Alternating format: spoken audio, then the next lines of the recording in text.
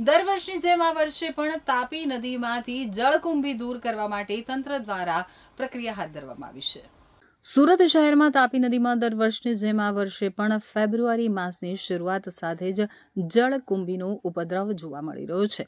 વધતા તાપમાન અને ઋતુ સંધિના કારણે નદીમાં ફેલાતી આ વનસ્પતિને દૂર કરવા માટે સુરત મહાનગરપાલિકા દ્વારા યુદ્ધના ધોરણે કામગીરી હાથ ધરવામાં આવી છે.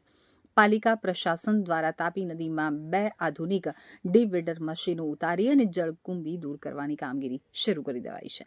સામાન્ય રીતે શિયાળો પૂર્ણ થતાં અને ઉનાળાની શરૂઆત પહેલા એટલે કે ફેબ્રુઆરી માસમાં વાતાવરણમાં આવતા બદલાને કારણે જળકુંભીનો ફેલાવો ઝડપથી વધતો હોય છે.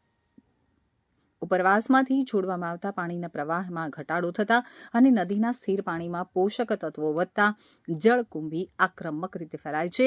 આ વનસ્પતિ નદીના ઓક્સિજન સ્તરમાં ઘટાડો કરે છે, જેનાથી જળચર સૃષ્ટિ ઉપર જોખમ ઊભું થાય છે. તો સફાઈ અભિયાન માત્ર ટૂંકા ગાળા માટે નહીં, પરંતુ આગામી ચોમાસાની શરૂઆત સુધી સતત ચાલુ રાખવામાં આવશે. આશરે જૂન સુધી આ મશીનો દ્વારા નદીના વિવિધ ભાગોમાંથી જળકુંભીના થર દૂર કરવામાં આવશે. ખાસ કરીને કોઝવે અને તેની આસપાસના વિસ્તારોમાં જ્યાં જળકુંભી વધુ જમા થાય છે, ત્યાં વિશેષ ધ્યાન આપવામાં આવી રહ્યું છે. તાપી નદી સુરતની જીવાદોરી છે. જળકુંભીના કારણે પાણીમાં દુર્ગંધ આવવાની સાથે મચ્છરોનો ઉપદ્રવ પણ વધતો હોય છે.